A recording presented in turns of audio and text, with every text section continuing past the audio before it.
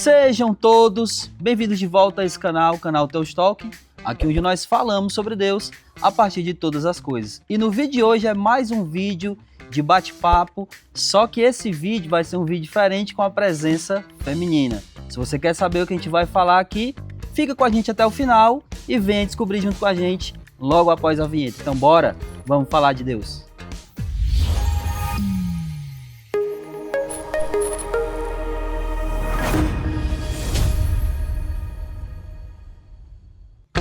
Então vamos lá, vamos falar de Deus, mas antes, deixa eu pedir a você para compartilhar esse vídeo, se inscrever no canal, ativar o sininho, manda aí para quantas pessoas você puder. Se você fizer isso, o YouTube ele vai entender que não somente esse vídeo é relevante, mas também o nosso canal, e aí ele vai recomendar aí para muitas outras pessoas. Então, sem mais delongas, vamos lá, vamos começar aqui. E hoje nós estamos aqui com a presença da nossa irmã Emanuela. Quero começar aqui, Manu, te agradecendo, porque como é difícil arrumar pessoas para bater papo. Muita gente se esquiva, muita gente tem vergonha, né? Muita gente não quer falar, né? Então, assim, eu agradeço muito a sua presença, você ter aceitado o convite, ter aceitado principalmente o desafio, tá? Desafio. Então, assim, não se incomode com a câmera. Aqui é uma conversa entre a gente, não se incomode com a plateia, hoje com plateia, tá? Então, vamos começar esse bate-papo aqui. E para começar, Manu, eu queria perguntar para você o seguinte: quem é Emanuela Pereira Carvalho? É um prazer, Anderson. Obrigado pelo convite. Sim, é um desafio. E eu sou a Emanuela, conhecida por muitos como Manu, né? Carinhosamente, eu gosto muito de quem me chama de Manu. E Carvalho, do meu esposão, Charles, né? Sobrenome do meu esposo. Eu sou Emanuela, como já falei, conhecida como Manu, mãe de 3 meninas, Ana Lívia, Ana Liz e Anabela, nessa ordem. As 3 anos. As 3 anos, minhas 3 anos. 3 bênçãos do Senhor, né? E Ana Lívia com 20 hoje, Ana Liz com 18 e a caçula com 12 anos. Ana Lívia já com 20, né? 20 anos já. Passa rápido, né? Muito rápido. Parece que foi ontem que eu tive ela. Manu, me diga uma coisa, quanto tempo de fé? 31. 31 anos de fé. 31 anos de fé. Tem gente que não tem nem esse tempo de vida, né? Não chega nem a viver esse tanto. Pra você ver como eu tô. Mas eu queria que você falasse um pouco, assim, quem passou por esse sofá aqui, falou um pouco como foi a sua experiência de conversão. E assim, geralmente, né, assim como você, as 2 outras pessoas com que a gente conversou aqui, eles são pessoas que foram da igreja desde sempre. Isso também é o seu caso, né? O Sim. que é muito curioso, porque geralmente quando a pessoa vem do mundo, ela vem com toda aquela bagagem, aí acontece alguma coisa, não sei, é uma experiência diferente. Então eu queria que você falasse um pouco como foi a sua conversão. E, assim, emendando aqui a pergunta, se você teve em algum momento aquela ideia de que a ficha caiu, mesmo você sendo já da igreja há muito tempo, se houve esse momento que você, agora eu tô convertida. Sim. Como foi? Sim.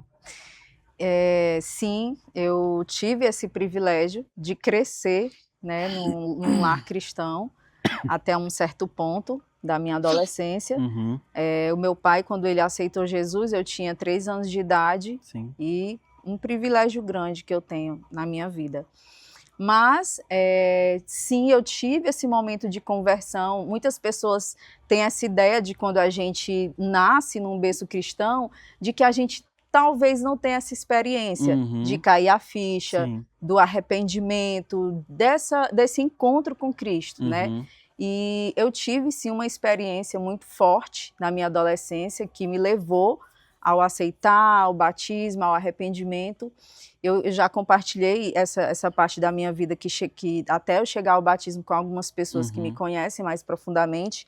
Eu tive uma fase dos meus 10 até os meus perto de 12 anos, uma fase de terrores noturnos, não sei se é assim que fala, Sim. né, que são pesadelos. Eu tive uma fase assim na minha adolescência, perto dos 12 anos, que todas as noites eu tinha esses terrores noturnos. E até hoje eu não consigo compreender bem por que eu vivi isso, né? Hoje eu posso talvez achar que coisas espirituais, Sim.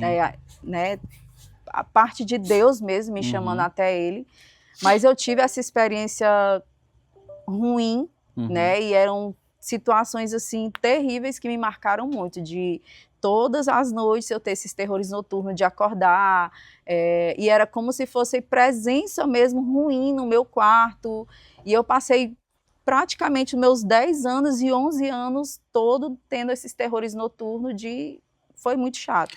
Só se você quiser falar, mas você lembra de alguma coisa assim específica que acontecia? Sim.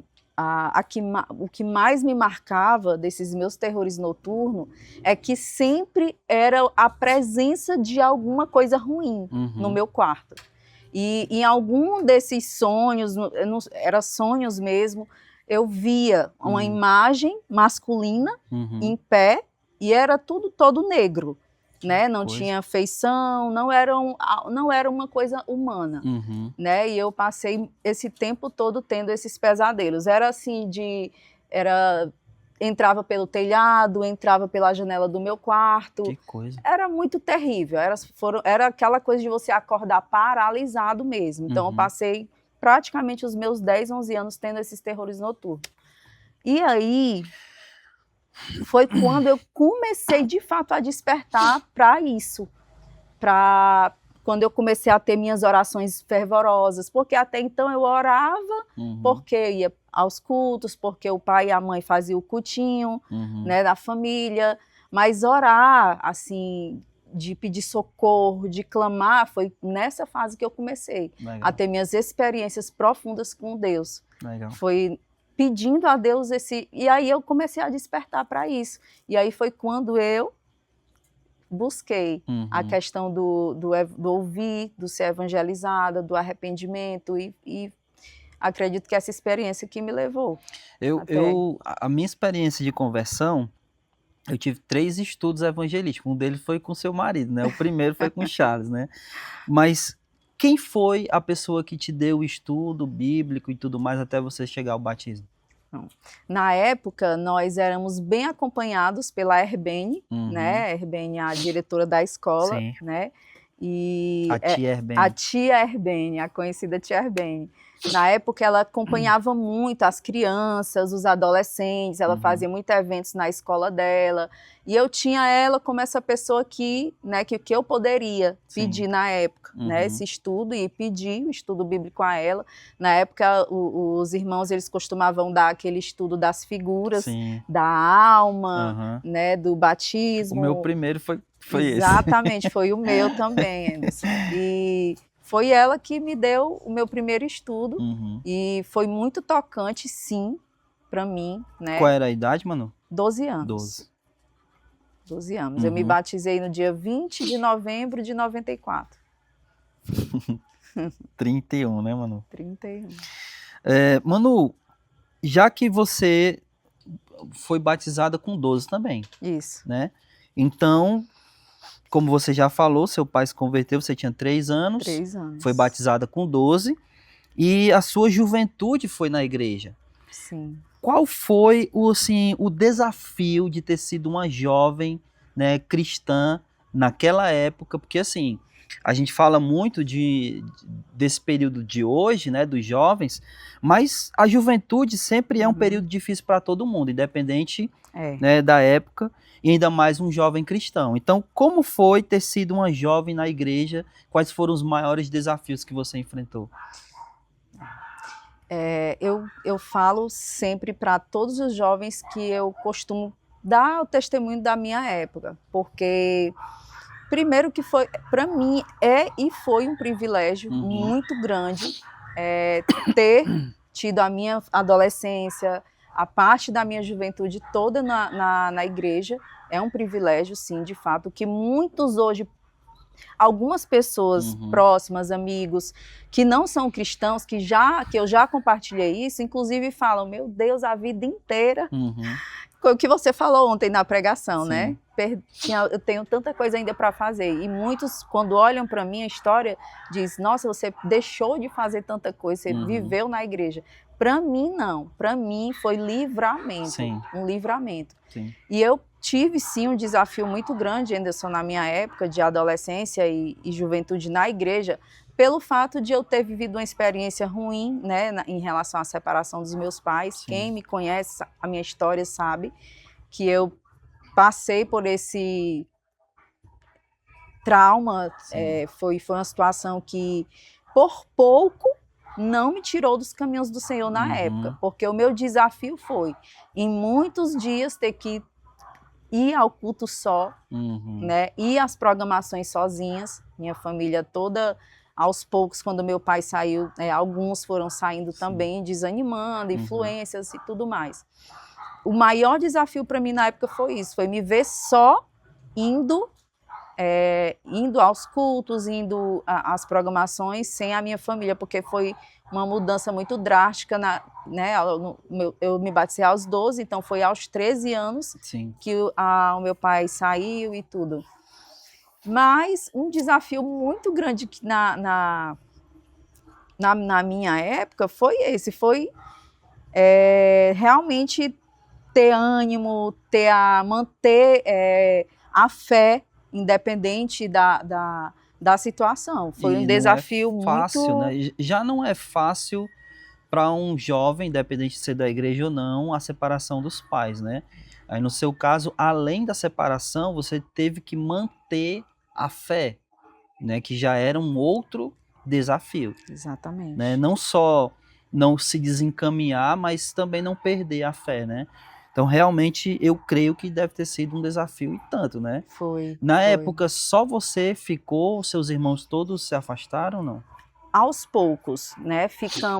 Minha mãe ficou um bom tempo, sim, né? Mantendo ali, tentando manter os filhos na fé, incentivando a não sair, a orarem. Eu lembro que a minha mãe, quando meu pai saiu, ela fazia uma coisa toda noite com a gente. Toda noite ela ajoelhava a gente para orar. Legal. Pela nossa família. Isso me marcou demais. Só que o tempo foi passando e esses desafios eles foram ficando piores, Uhum. né? A coisa foi se intensificando pelo fato de você já em si ser imaturo, Uhum. estar na fase de desenvolvimento de caráter e tudo. Então, os meus irmãos, aos poucos, eles foram sim se desviando, o mais velho, do meio, né? Minha irmã caçula, né? Então, chegou sim esse momento de estar somente eu. Sim. Por um bom tempo, eu passei por isso, de estar sozinha. Eu poderia até dizer que a sua família está numa fase de restauração, né? Sim. Glória a Deus. Amém, glória a Deus. Amém. Bom, esse foi assim o seu relato da sua juventude na igreja, né? Então, olhando para a época atual, o que você diria que são os desafios para os jovens nesse período que a gente está vivendo? Porque assim, nós somos de uma época, eu posso dizer nós, né? A gente é praticamente da mesma época, né? Acho que sim, né? Da mesma Sim, época. Que a gente veio de uma época que ninguém usava celular, não tinha esses atrativos, não tinha essas facilidades, né? Exatamente. E hoje a gente tem tudo isso. Então, o que você diria que seria os desafios que o jovem enfrenta na atualidade? Anderson, eu refleti muito nessa pergunta e sempre meus pensamentos me levaram para isso, questão de identidade, né? É o que eu vejo hoje no meio dos jovens. Os jovens, eles estão enfrentando mesmo assim um ataque direto em relação à identidade deles. O homem, a mulher, principalmente, e a identidade em Deus, principalmente, porque eu refletindo sobre isso, a gente sempre volta para o princípio quando vai pensar nisso, né? De como Satanás trabalhou desde o princípio em cima disso, de fazer com que o homem perca a identidade dele em Deus e buscasse olhar para si próprio, o que levou Adão e Eva buscarem isso, algo a mais, né? E conhecer algo a mais. E os jovens, eles têm enfrentado esse ataque na sua identidade direta, o homem em relação a homem e mulher em relação a mulher. Sim. É complicado porque em todos os lados a gente vê Satanás através de música, através de vídeos de internet, através, muitas vezes, infelizmente, até de ensinamentos bíblicos, né, que podem sim levar para um egocentrismo de você querer buscar quem sou eu, qual a minha identidade, para onde eu vou. E, de fato, nossa identidade é Deus, é Cristo e é complicado. É engraçado, hoje a gente vive uma situação que a gente nunca viveu antes, né? Que é aquela questão de que, assim, eu lembro que quando eu era adolescente, tinha sempre aquela questão de você se descobrir, você saber quem você é. Eu lembro que tinha gente que botava uma mochila nas costas, ia viajar, eu vou me descobrir. Hoje a gente vive uma realidade onde os jovens eles não querem mais nem se descobrir, porque é tipo assim, eles já aceitaram o fato de eles não terem identidade nenhuma. Ou seja, não é homem, não é mulher, não é nada. Já tem isso, né? Então é uma coisa que a gente nunca viveu. Abrindo aqui um parênteses, eu tenho um pé muito atrás com a psicologia. Principalmente porque a psicologia, quando se trata de se conhecer, ela diz assim, ó, olhe para dentro de você. E você nunca vai se conhecer olhando para dentro. Eu lembro que Agostinho, ele tinha uma frase que era o seguinte, ele dizia assim, ó, que eu conheça a ti, ó conhecedor de mim. É só você conhecendo a Deus que você vai se conhecer.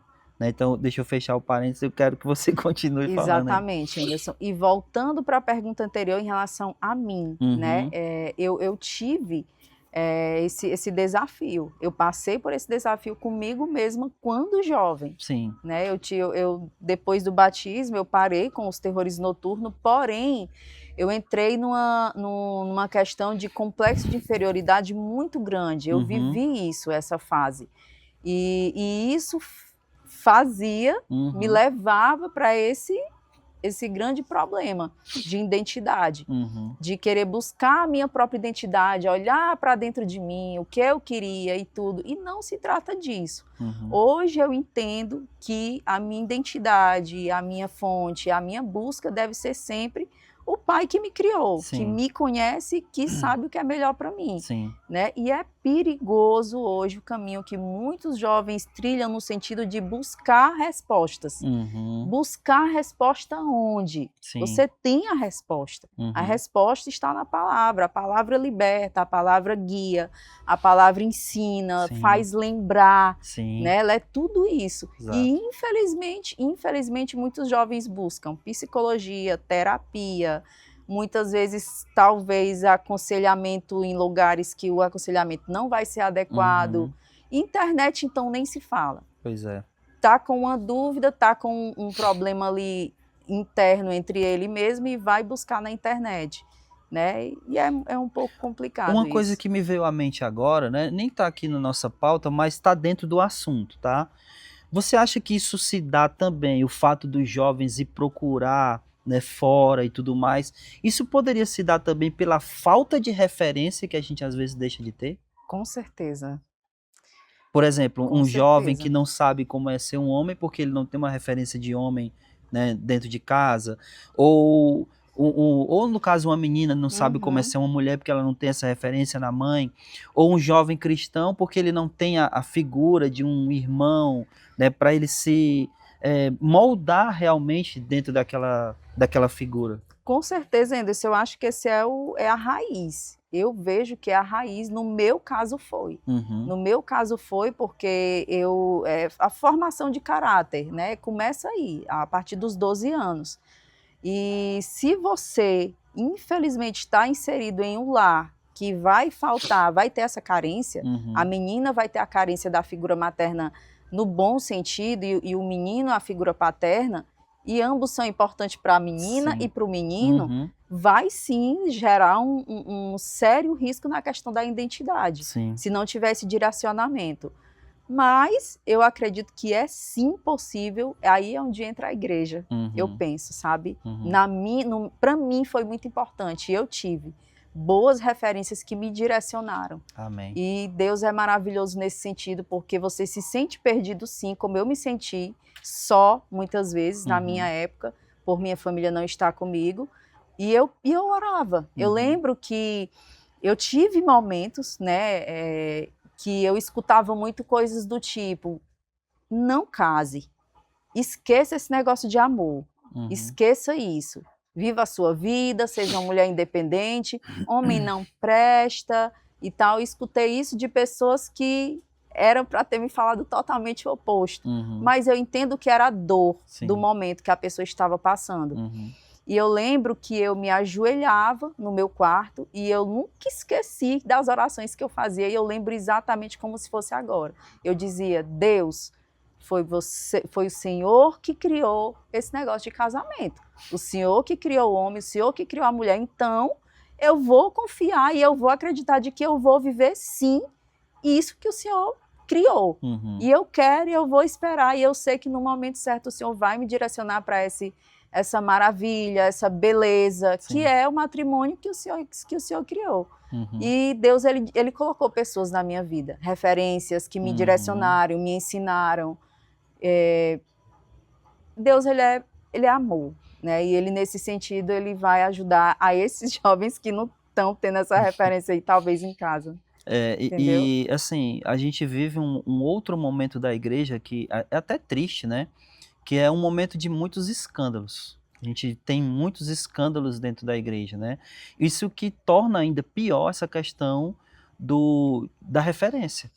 Porque Demais. antes, na nossa época, não é que a gente era bobo, mas a gente sabia que na nossa época existiam mais pessoas que você via que realmente eram Uhum, referências. uhum. Hoje é mais complicado. É, Devido aos escândalos, às vezes eu fico pensando assim, se eu fosse jovem nesse tempo de agora, dificilmente eu teria alguém para me espelhar. exatamente. Porque tá cada vez mais difícil isso, né? Voltando ao que você falou sobre a questão do matrimônio, né? Que você disse que orava, Senhor, eu quero viver Uhum. isso. Eu tô dando um aconselhamento, né, da sua filha com o seu genro. E no livro que a gente está trabalhando, tem uma frase que é muito interessante. Ela diz assim, ó: enquanto o pecado não for amargo, Deus não será doce. Enquanto o pecado não for amargo, o casamento não será doce. Então, como você falou, né, a pessoa que disse isso para você, ela estava sofrendo a amargura e o amargo do pecado, né? Uhum. Mas para muitas pessoas, né, você até citou lá no sábado sobre a sua amiga, a sua colega de Sim, trabalho, né, sim. que ela não disse que não acreditava nessa questão do casamento, mas provavelmente porque ela ainda não sentiu, ou para ela o pecado ainda não é amargo.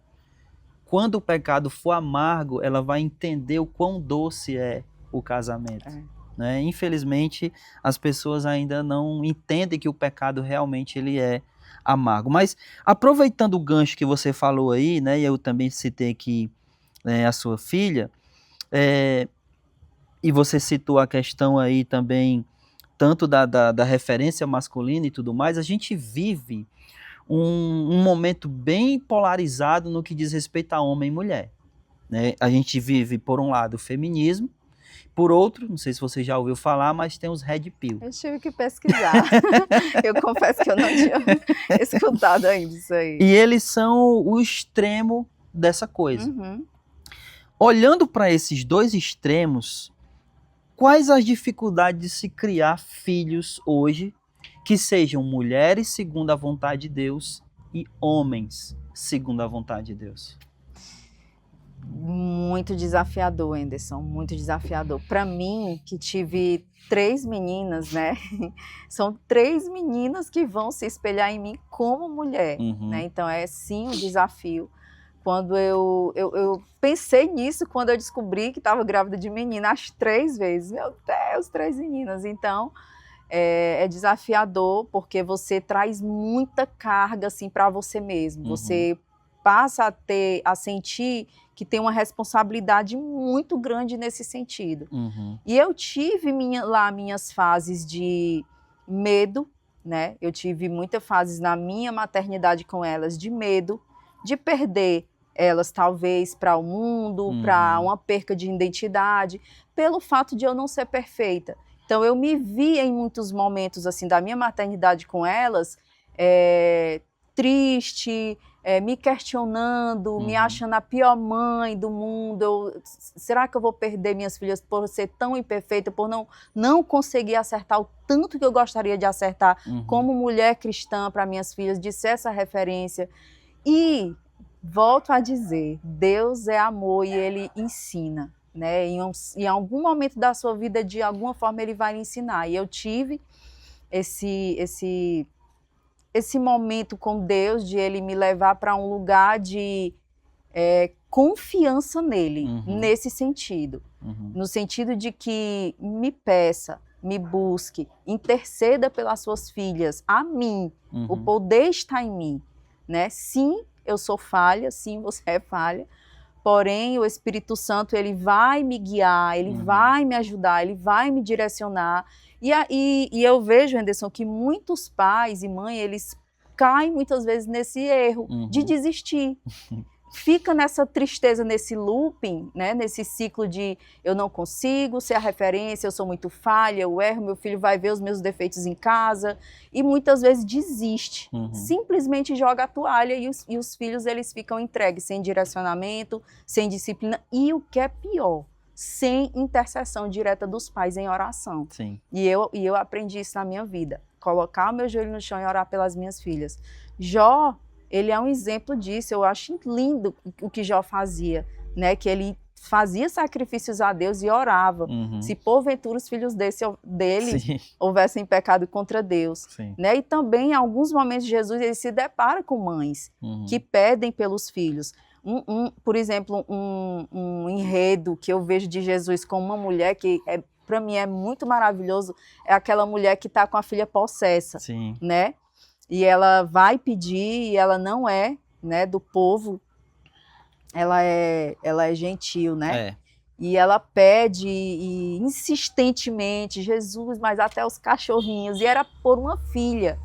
E Jesus, ele fica muito tocado com aquilo, e ele dá o que ela queria. A gente não sabe o contexto de como aquela menina ficou possessa de demônios. A gente pode pensar mil e uma coisas, como a gente sabe que hoje um jovem que está nas drogas, ou que a gente olha e não dá nada, está perdida, é uma menina que, sabe? Mas eu vejo que a oração de uma mãe, Anderson, tem muito assim, move muito, porque é um pedido bom. Como que o teu pai vai te negar um pedido por um filho bom? Que ele se converta, que ele seja bom, que ele faça boas obras, que ele conheça a Deus profundamente. Então, hoje eu vivo assim com elas. Eu me policio, eu busco a Deus, eu peço sabedoria, mas o meu grande desafio é vigiando sempre por elas, entregando sempre a vida delas. E eu tenho colhido frutos com isso, glória a Deus. Amém. E é o conselho que eu dou para a maioria dos pais. Ore, interceda, entregue seus filhos nas mãos do Pai, Filhos sempre. são esponjas, né? Absorve tudo, né? Exatamente. Só sabe quem é pai, mãe. Sim. Aprende assim, né? Manu, vamos mudar um pouco o foco aqui, vamos falar um pouco sobre trabalho na igreja, né? Vocês, por um tempo, viveram em outro estado, né, em Pernambuco, e trabalharam com a igreja lá, tiveram essa experiência de trabalhar com a igreja lá. Então, como foi essa experiência? Como foi não só a experiência de trabalhar com a igreja, mas trabalhar com a igreja em outro estado, né? Como foi isso? Igual eu costumo dizer, essa parte da minha vida, porque Recife foi uma parte da minha vida muito marcante, um capítulo muito marcante. E foi uma experiência riquíssima em vários sentidos, principalmente nesse, do trabalho na obra. Sim. Né? Foi uma coisa que Deus direcionou a mim e ao Charles até lá, Recife, e nós passamos 2 anos fazendo seminário, né, teológico do Ebenezer, né, o que tem hoje lá em Recife. E a maior experiência rica que eu tive naquela época, acredito que foi a do Charles também, foi o campo. Lá nós tínhamos umas disciplinas que a gente tinha que ir para lugares que não tinham igrejas. Legal. Lá. E a gente chegava lá do zero e botava o chapéuzinho, pegava a pranchetinha e ia de porta em porta evangelizar. Para mim foi uma experiência assim que hoje eu riquíssima. Só que a que mais me marcou lá na época foi um bairro lá que nós trabalhamos, que é chamado lá Vila dos Palmares. E esse lugar, essa cidadezinha lá, pequena cidade lá, eles viviam de um lixão que tinha lá, né? As famílias lá, elas viviam, se sustentavam desse lixão. E para mim foi muito marcante, Anderson, entrar lá, evangelizar, entrar nas casas das pessoas. Lembro que eu e Charles evangelizamos uma mãe e 2 filhos que moravam num barraquinho de papelão.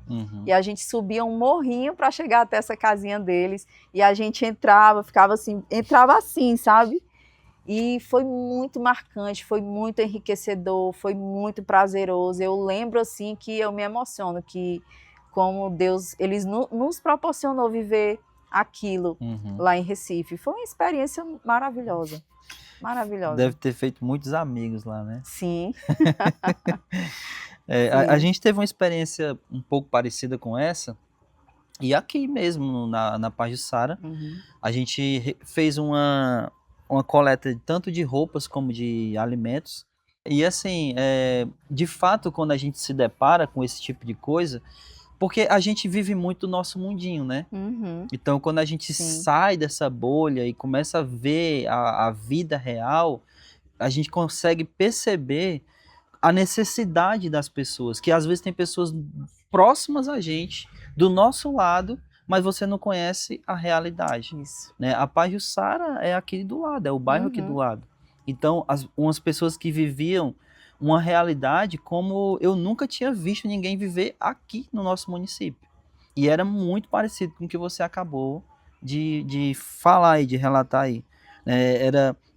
Eu lembro que nesse lugar lá, mano, eram 2 barracos e viviam, se não me engano, 5 famílias. Nossa. Era menino para todo lado.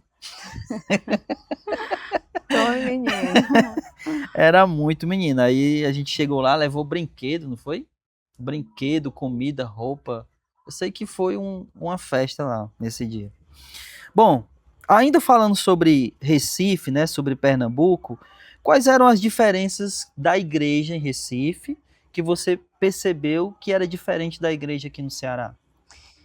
Uma diferença que eu percebi é questão de uma igreja bem tradicional, né? As congregações lá são bem tradicionais, né? E a gente sentiu isso logo no primeiro culto dominical que nós somos pela manhã, que aqui nós costumamos nos levantar, né, na hora da oração, nos levantar na hora do louvor, e lá eles tinham o costume de ficar sentado o culto inteiro, né? Já senti a diferença aí, a questão do culto, a tradição, eles são bem tradicional nesse sentido. Acredito que por ser a congregação que nós estávamos especificamente, era uma congregação que vinha dos americanos, né? Então eles eram um pouco diferente. Mas Igreja de Cristo, né? Na sã doutrina. Uma diferença também, Anderson, que é notório, né? Acho que quem vai em Recife e passa um tempo lá nota, é que eles são muito focados em começar congregações, né? Eles são muito focados nisso. E essas campanhas que nós íamos, tinha esse intuito, gente, de deixar pessoas lá, evangelizar o maior número de pessoas que a gente conseguisse naqueles dias. Era geralmente um final de semana que a gente passava inteiro lá na casa de algum irmão naquele bairro. E a gente deixava grupo de pessoas lá que se batizavam, e a ideia era implantar uma congregação lá, uma igreja de Cristo lá no local. Eles tinham muita visão missionária. Tem, né? Muita visão missionária. Muita visão missionária. É uma diferença que eu percebo, que Ceará é muito grande. Né? Muito grande. Poderia ter, sim, mais igrejas de Cristo implantadas. Né? É muito grande. Né? Olha, quantos anos tem a igreja na 71? Eu não sei de cabeça, não sabe? Foi a primeira. Mas meu tu pai lembra? chegou lá, acho que em 85. 85, né? Se não me engano. Ou seja, já tem 40 anos. Exatamente. Né? E a gente tem uma cidade do lado, que é Maranguape, e que não tem igreja. Uhum. E que a gente já poderia ter começado uma igreja lá. É. Então a igreja no Ceará realmente não tem essa visão missionária. E isso é uma coisa que eu percebo também em Recife, sabe? É. Quando a gente vai para o Zenoque, né, para alguma coisa lá, a gente sempre conversando com o pessoal lá, e não é só Recife, tá? O pessoal da Bahia também é muito assim. E eles sempre estão falando, olha, eu estava no trabalho tal, eu estava no trabalho tal. Aí você fica morrendo de vergonha que você não estava em trabalho nenhum. É. Isso foi muito impactante, né? Eu acredito que, falando aqui um pouco do meu esposo, né, do Charles, isso formou nele, o tempo que ele passou lá comigo nessas campanhas, ele já tinha isso dentro dele. Eu sempre percebi, quando eu casei com ele, esse desejo de evangelizar, de salvar vidas, né? Assim como ele foi salvo. E eu percebi que isso mais ainda se aprofundou, né? Nele, principalmente, e em mim. Né? E eu percebo que foi nesse período que nós passamos lá que a gente via, quando a gente chegava nessas cidades, os olhos de quem estava organizando o evento brilhando. É exatamente aquele sentimento de olhar para aquela casa, um casal que entra naquela casa nova e vê onde é que vai colocar cada móvel. Era isso que eu via nos olhos dos homens que organizavam aquelas campanhas. Era olhar e ver os campos brancos. Exatamente, né? Exatamente. Eu acredito que, né, voltando aqui para a questão do Charles, eu acho que isso plantou uma semente nele que até hoje queima, sabe? Graças eu a Deus, admiro sabe? muito isso nele. Deixa eu só fazer um parênteses aqui para quem está nos assistindo, né? Que essas experiências de diferença entre o Ceará e Pernambuco, que a Manu acabou de falar, isso foi na época que ela esteve lá. Isso. Né? Porque pode ser que ela tenha falado alguma coisa e alguém diga assim, não, mas não é assim. Não pode não ser agora. 18 anos. Mas há 18 anos 18 anos atrás. foi assim, né? Sim. Que o pessoal não se levantava, né? Mas então vamos seguir aqui. Deixa eu ver aqui o que a gente ainda tem aqui, Manu. Depois, vocês passaram 2 anos... Passamos 2 anos no Ebenezer, na igreja de Boa Viagem. Sim. E quando terminamos o Ebenezer, nós fomos trabalhar com uma congregação local, que foi Curado, lá, e nós passamos 1 ano lá. Então, ao foi a todo, nossa primeira experiência, ao todo 3 anos. 3 anos, né? E aí, depois de 3 anos em Pernambuco, como é que foi essa volta para o Ceará? Vocês precisaram ter, assim, algum período de adaptação, né? Alguma coisa do tipo? Como é que foi? Precisou sim ter essa adaptação, foi uma mudança voltamos para a nossa realidade, né, anterior, porque eu costumo dizer para as pessoas que foram 3 anos, Anderson, mas para mim pareceu que foi mais tempo, sabe? Porque foi tanta coisa que a gente viveu lá, no sentido de trabalho. Foi intenso, Foi né? tão intenso, né? Eu tive minhas 2 filhas lá, né? Minha primogênita é pernambucana, a minha do meio é pernambucana, então eu vivi realmente uma vida lá, sabe? Quando eu voltei para cá, a gente voltou a se deparar com a realidade, né? Do Ceará, agora com 2 filhas, agora trabalhando com a igreja, porque quando nós saímos para lá, Charles saiu do trabalho secular, né, para começar na obra, trabalhando para a igreja. Então nós voltamos de lá nesse intuito, nessa sede, nessa vontade, né, com uma expectativa, uma certa expectativa. Foi um pouco difícil no nosso começo, nós fomos trabalhar numa congregação pequena, né, nova, na casa de um casal, e gerou em nós uma expectativa muito grande, mas foi uma expectativa que foi desafiadora, porque a visão, a expectativa deles não foi a mesma que a nossa. Então foi um desafio frustrante para ambas as partes. Nós passamos por um desafio de adaptação no sentido de casa, que a gente veio sem casa, sem móveis, né? Teve esse desafio de se estruturar novamente aqui no Ceará, agora com 2 crianças, não só nós 2. Então nós tivemos todo esse desafio, né? Passamos por toda essa dificuldade. Vocês saíram como casal e voltaram com a família. Voltamos, né? Com a família, exatamente, 2 pouquinhas a mais. Sim. Sobre essa questão aí que você falou, né, que foi frustrante, né? Você não usou essa palavra, mas foi frustrante, né? Esse trabalho quando vocês voltaram, porque a expectativa era diferente, né? Uma coisa que eu sempre gosto de falar para pessoas que vão trabalhar com a igreja é que elas apresentem para a igreja o que eles podem oferecer. Uhum. Tipo assim, olha, eu posso oferecer isso aqui. E a igreja também dizer o que ela está esperando de você. Porque às vezes o que você tá para oferecer não é o que a igreja está esperando. E aí esse trabalho não vai encaixar. Porque é um casamento, acaba sendo como um casamento. Verdade. Né? Se você não oferece ou não pode oferecer aquilo que a pessoa espera que você dê, não vai funcionar. Verdade. E talvez tenha sido isso que possa ter acontecido, né? Eles esperavam algo e vocês estavam para oferecer outra coisa. Outra coisa. Talvez vocês vieram nessa ideia de vamos evangelizar. E talvez não era isso que eles estavam esperando. Talvez estavam esperando uma outra coisa, né? Uma coisa mais local, né? Estruturar a igreja mais local ali, né? Bom, então vamos continuar aqui. Falando ainda de igreja, e a gente já falou muito sobre desafio aqui, mas eu quero continuar nessa temática do desafio. A gente tem vivido muitas questões, principalmente na política, principalmente nessas questões ideológicas, né? Então, quais os desafios da igreja na atualidade? Henderson, não ter medo de confrontar essas coisas. Né? Eu percebo que hoje está se implantando muitas igrejas com uma cultura de aceitar, digamos assim. A palavra é essa mesmo, eu tenho percebido isso.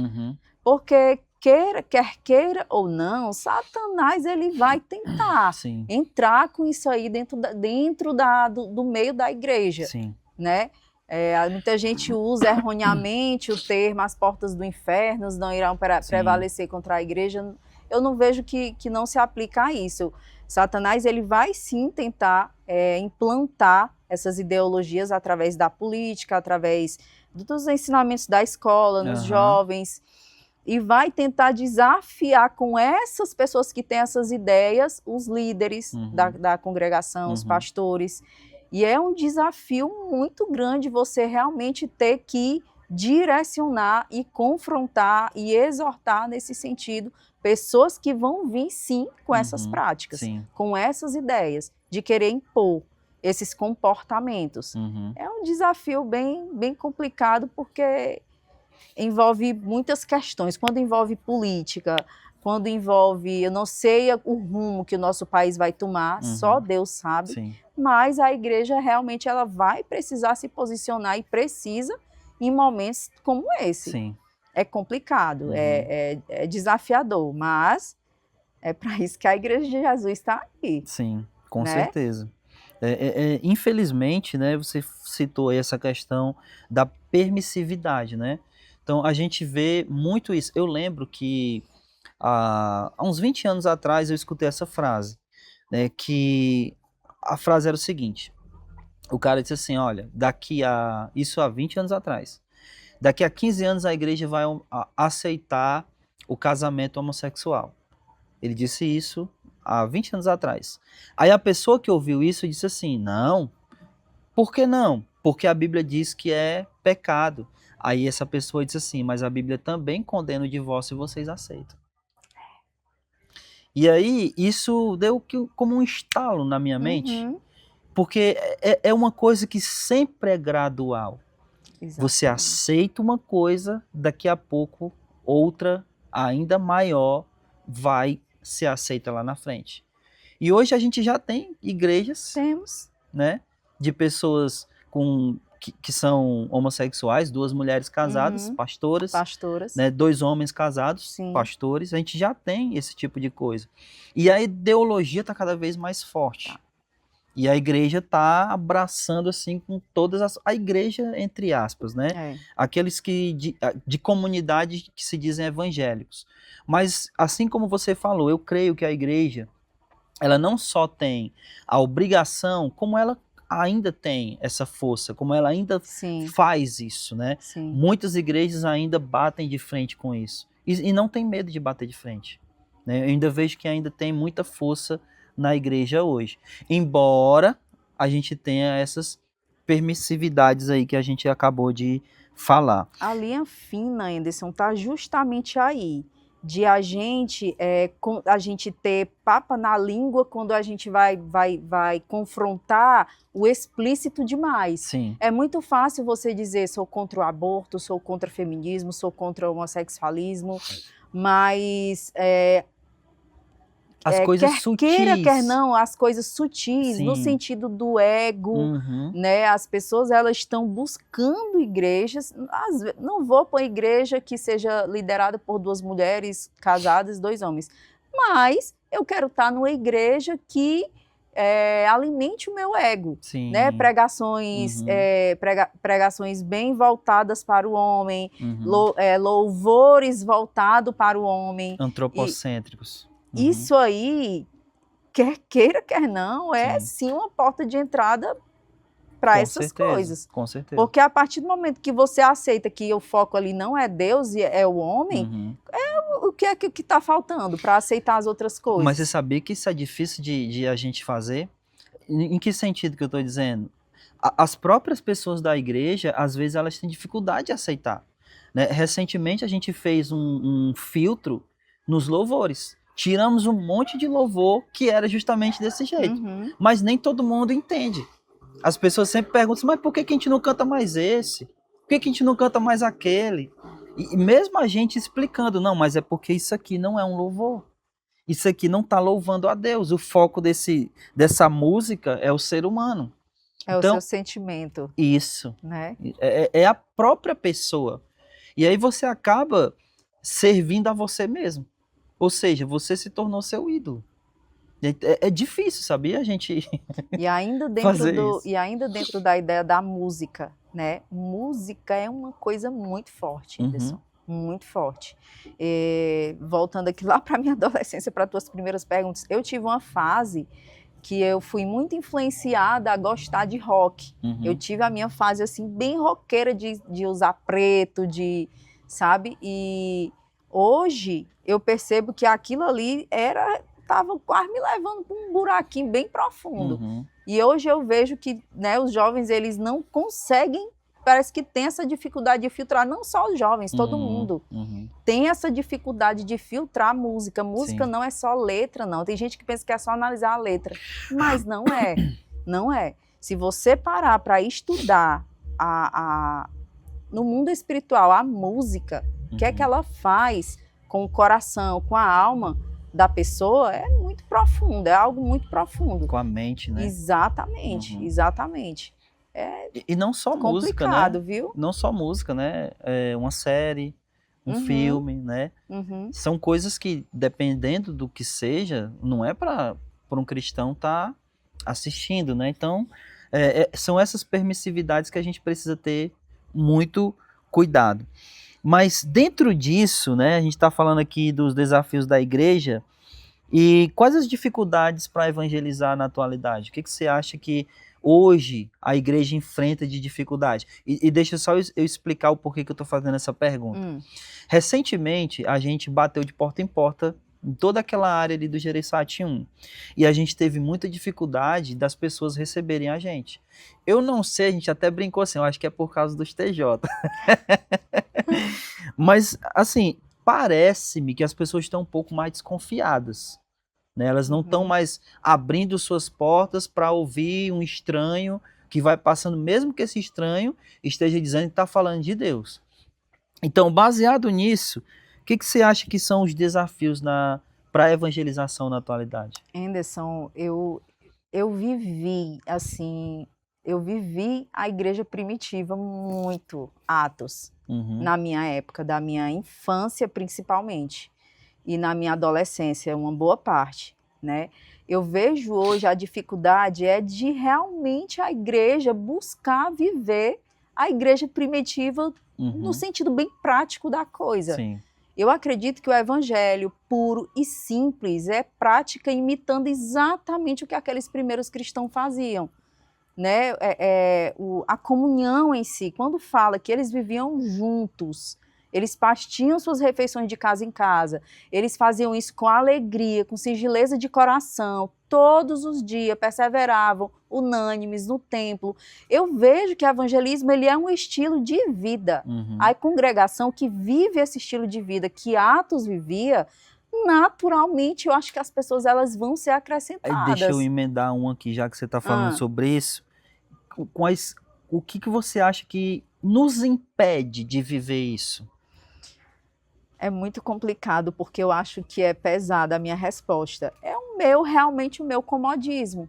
A minha falta de coragem, a minha... É isso mesmo, é não ter coragem de fazer o certo, de fazer o que tem que fazer, eu fazer a minha parte. Eu, por exemplo, eu queria viver aquilo ali, mas o que é que eu estou fazendo para aquilo ali funcionar?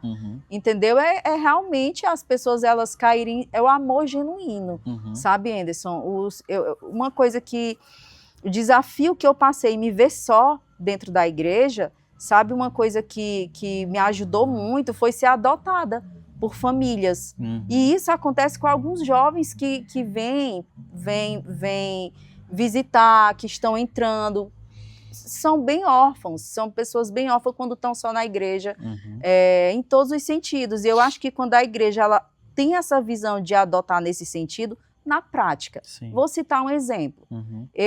Muitas vezes eu estava em cultos, em feriados, digamos assim. Era um feriado, a igreja fazia ali o seu evento, o seu jantar, terminava o evento e ia todo mundo bem feliz para suas casas, continuar com o seu jantar no seu familiar. E eu ia sozinha para casa sentar na calçada, entendeu? Só que pessoas percebiam essa minha carência e me adotavam. Manu, vamos dormir lá em casa, Manu? Sabe uma família que fez muito isso comigo? Isaías e Socorro. Eles me adotaram muito nesse sentido. Então, quando Jesus falou, aquele que deixar pai, mãe, irmãos, irmãs, e receberá pais, irmãos. Eu creio que isso seja a igreja. Manu, você está me fazendo pensar numa coisa que eu já falo isso há muito tempo, só que eu acho que as pessoas não entenderam. É viver a igreja como uma família. Né? E se você parar para pensar, né, eu vejo muito isso, as pessoas não entenderam esse sentido de igreja como família. Tanto é que, presta atenção, Natal, as pessoas vão passar onde? Com as suas famílias. De sangue. Não entendem que, por exemplo, alguém vai fazer um aniversário, não, vou fazer um aniversário só para a família. Então deveria chamar a igreja. Por isso que eu digo que na minha infância eu vivi a igreja primitiva, porque no Natal a gente fazia sempre coisas na igreja, era todo mundo na igreja, entendeu? Tá muito individual, não tá? Tu não nota isso? Tá muito individual? Cada um no seu lugar, na sua casa, né? Como diria aquela música, né? Cada um no seu quadrado, né? Não envolve mais toda a igreja. E eu sinto falta disso. Porque acrescenta, Anderson, um visitante que participa de coisas assim, ele sente a diferença. O próprio Charles, ele fala que foi uma das coisas que impactou ele quando chegou, foi ser tratado como alguém da família. O Eduardo, o irmão da Emanuela, me tratava como se eu fosse irmão dele de sangue. Isso é muito forte. Mas isso aconteceu comigo também, né? O Charles e o Gugu. Exatamente. Eles me tratavam da mesma maneira. Exatamente. E isso era muito forte. Ó, eu assisti um filme, reassisti na verdade, né? De ontem para hoje. Não sei se vocês já assistiram, mas o Dança com Lobos. É um filme com o Kevin Costner. Não sei se eu lembro, talvez eu... Olha, é um filme sobre pertencimento.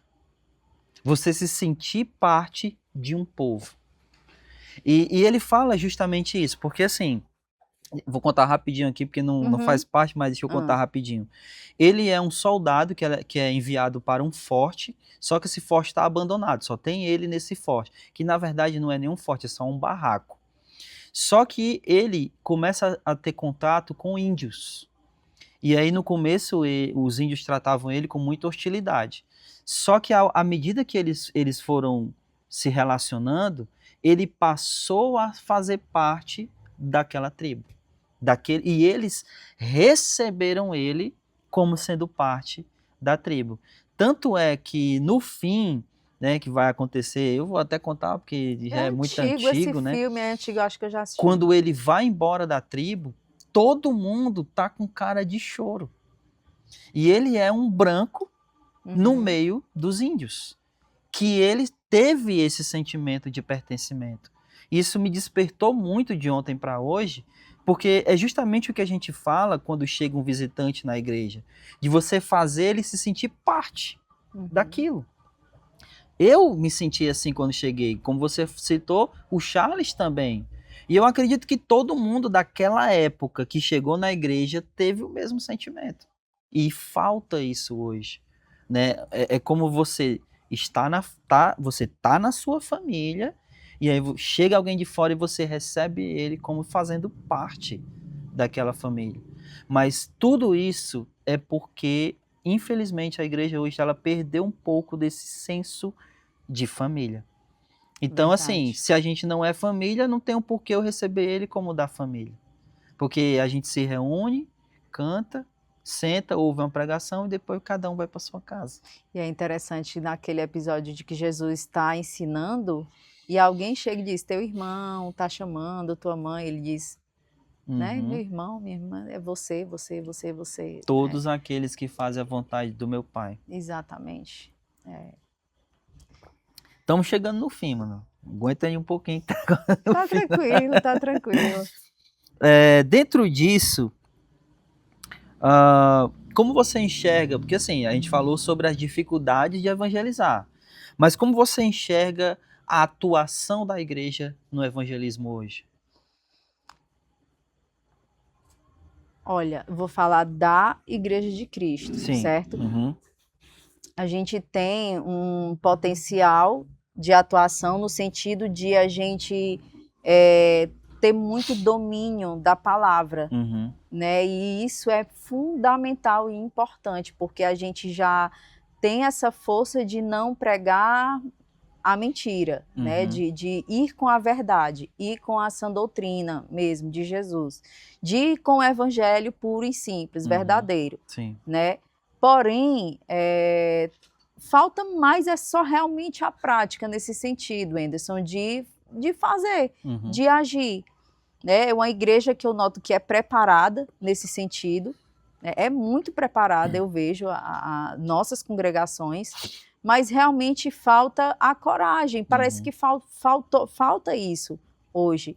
Né? Falta a coragem do ID, ficou muito no vinde. Sim. E quando eu digo vinde, é fazer o evento para levar os visitantes, isso é vinde, né? O ID é ir, é eu fazer alguma coisa, alguma ação nesse sentido que vocês fizeram na Pajuçara, que tiveram esse menino, né? O Tom teve contato com essa criança. A igreja precisa se mobilizar nesse sentido, na prática do evangelismo, em relação ao ir. Ao ir realmente para uma praça. Eu vivi muito isso na minha época, cultos campais, aquele culto aberto. Anderson, pensei comigo, quantas pessoas não chegaram a se converter, deitado numa calçada, escutando alguém tocando com violão e pregando ali naquele microfonezinho, naquela caixa de som? Eu acredito. Meu pai, ele se converteu porque ele vinha embriagado de uma bebedeira, pegou um folheto no chão da escola da Bíblia, quando chegou em Fortaleza, guardou no bolso, e aí daquele folheto ele foi visitar e o evangelho se expandiu aqui no Maracanã por causa de um folheto no chão. Sim. Então, né, é prática mesmo. No dia a dia é viver o evangelho na sua essência, como igreja. Né? Perdeu-se essa prática de dar folhetinho. Isso ali pode sim levar uma pessoa a Cristo. Por que não? Por que a gente vai esperar evangelizar num evento, numa campanha, sendo que o evangelho é algo para ser vivido na prática todos os dias, diariamente. É o que você falou, né? O evangelismo ele tem que fazer parte da vida, né? Ele não pode ser só um evento, né? Uma hora marcada. Não. Tal dia, tal hora. Lembra da nossa época de jovem, que a gente pegava bicicleta e saía convidando amigos? Para onde é? Vocês vão ali, mano. Vamos no açude ali. E aquela ida no açude de bicicleta a pé para um campo de futebol, Quantos jovens a gente não levou para Cristo? Sim, Nessas sim. nossas idas, sem ser marcada, sem ter internet, grupo de WhatsApp, mas a Uhum. gente fazia. O, Isso. o Márcio, né? O Márcio Rodrigues, né? Ele disse que o que fez ele vir para a igreja foi um passeio na serra que a gente fez. Ó, Que aí a gente fez o passeio na serra, quando chegou lá em cima, a gente fez um culto. E era só jovem. tá vendo? E aí nisso ele foi impactado, né? Mas assim, realmente a gente perdeu muito disso, né? Sinto muito, não compreendo. Não tô falando contigo, Siri, cala a boca. Tá difícil tirar o povo de dentro de casa, Anderson. Tá difícil. Tá mesmo. Mas cada vez mais cômodo, né? É internet, é não sei o quê. Hoje você não precisa. Tava até falando, vamos pedir comida. Tá fácil. É, Com o celular você faz qualquer coisa. Você vai Uhum. sair pra quê, né? é. Manu, é o seguinte. Vocês passaram 2 anos estudando lá no Ebenezer, né? 2 anos se preparando e tudo mais. Na sua opinião, qual é a importância desse preparo, desse estudo teológico? Muito importante, Anderson, porque se você é uma pessoa que tem esse desejo, essa sede, essa fome de evangelizar, de pregar, mas você não se capacita nesse sentido, é um risco muito grande Sim. de você ensinar achismo seu, o que Uhum. você acha, de você pegar textos isolados da palavra e aplicar eles de uma maneira totalmente equivocada, Uhum. e isso pode ir passando de pessoa para pessoa e não é bom, né? Porque a palavra ela está aí para ser estudada e ensinada de maneira correta. Sim. Né? Próprio Paulo ali advertia muito os novos, Uhum. né? Os novos pregadores, Uhum. né? Em relação a isso, se capacitar, Uhum. ser um obreiro que maneja bem a palavra quando vai ensinar. Sim. É um risco muito grande, você não tem que trabalhar só com o seu sentimento de eu quero, Uhum. né? Foi o que aconteceu comigo e o Charles.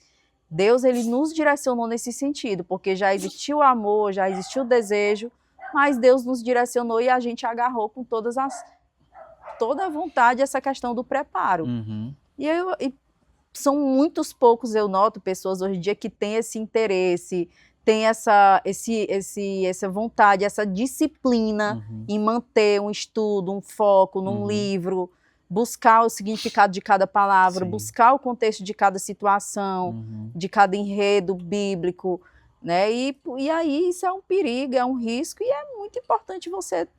Você Não é- pode O problema é que as desencaminhar, pessoas pensam que é uma coisa entediante, né? Uhum. é uma coisa cansativa, é uma coisa chata. Infelizmente, o celular ele vem com essa negatividade, Sim. que é uma coisa que dá para ser usada para o bem nesse sentido, mas infelizmente leva as pessoas a dopamina, né? Sim. A coisa fácil, a Aham. coisa rápida. Mas o livro, o ensino é muito importante. Quando você corre o risco de desencaminhar alguém, né? Uhum. Com o ensino errado, né? E o prejuízo é muito grande, né?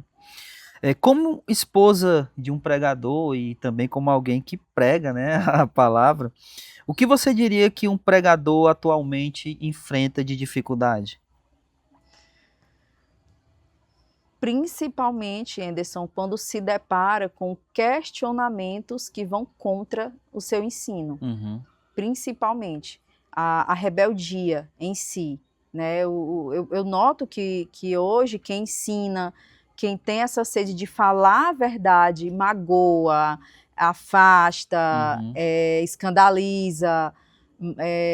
E esse eu vejo que tem sido um desafio muito grande de quem quer ensinar a verdade. Sim. É encontrar pessoas humildes e com o coração aberto para a verdade. Uhum. E não para aquela meia verdade para não te magoar. Sim. Né? É um desafio muito grande em relação a passar esse Uhum. ensino. E o desafio comigo mesma é em relação a realmente a não ser pedra de tropeço. Eu sempre tive esse medo muito grande na minha vida, de ser pedra de tropeço para as pessoas. Uhum. Então, quando eu vivi questões na minha vida de fraquezas, de desânimos espirituais, foi uma coisa que eu busquei fazer, foi não ensinar, não pregar, não aconselhar, para justamente não ser pedra de tropeço, porque é muito forte quando Jesus diz que é melhor você botar uma cordinha no seu pescoço e pular, né? Mas quando você fala de pedra de tropeço, é no sentido de ensinar algo que... E não ser exemplo. Sim, entendi. E não ser exemplo. De você passar um ensino para alguém que você não está vivendo. Que você não Sim. está vivendo. Esse é um desafio muito grande. Sim. Mas hoje eu trago isso para a minha vida. Senhor, eu não sou perfeita, mas em Ti, através do Teu Espírito, sim, eu não vou parar de ensinar, eu não vou parar de falar, eu não vou parar de pregar, porque se é missão do Senhor que eu faça isso, então eu estou aqui. É uma coisa que para mim eu vejo como uma bênção de Deus na minha vida, é eu ter, sempre que eu estou pregando, eu ter a minha esposa e minhas filhas. Porque se eu falar algo que não elas vão saber.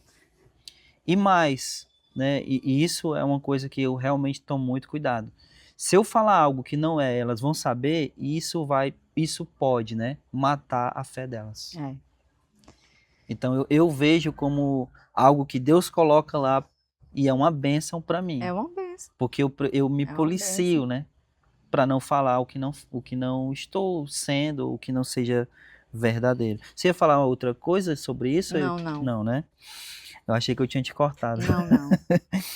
Manu, dentro disso, né, sobre pregação e tudo mais, né, e de se preparar também, você se vê ainda fazendo um curso teológico, acadêmico, dentro da área da teologia? Me vejo, até porque eu não concluí, né? Eu não cheguei a concluir o Ebenezer, né? O Charles chegou a fazer a formatura, teve a formatura e tudo, mas eu engravidei da Lívia, né? Acho que eu fiz 13 disciplinas ainda, mas faltaram algumas, acho que eu parei em grego. E foi bem desafiador, eu estava grávida, enjoando muito, eu não, vou parar por aqui, não dá mais para mim. Grego é bom, mas eu facinho. me vejo, assim, é bem facinho. Já diz, né, a brincadeirinha, tá falando grego? Não, mas falando sério, o grego ele é mais fácil que o hebraico.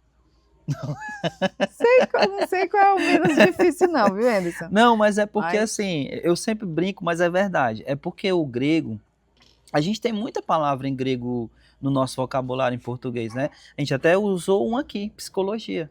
A psicologia são 2 palavras gregas. Então, por conta disso, ele acaba sendo menos difícil. Não é que ele é mais fácil. Ele é menos difícil, que é o contrário do hebraico. O hebraico não tem nada no nosso vocabulário. Até o alfabeto grego, ele tem letras que são parecidas com a nossa e que às vezes são até similares. Mas o hebraico, ó, não tem nada. Eu pretendo me aprofundar mais no Novo Testamento a partir de Atos. Legal. A partir de Atos eu nunca me aprofundei muito na teologia em si, né? De Atos até Apocalipse. Já li, né? E estudei isoladamente os textos e cartas, mas assim, estudar como eu já estudei muito o Antigo Testamento, não. Os evangelhos de João até Gênesis já me dediquei bastante. Mas a parte que eu preciso, que eu tenho esse desejo, é de Atos a Apocalipse. Não tenho muito domínio teológico nas cartas. Vai ter uns cursos aí, né, Charles? Então, pretendo principalmente nessa parte.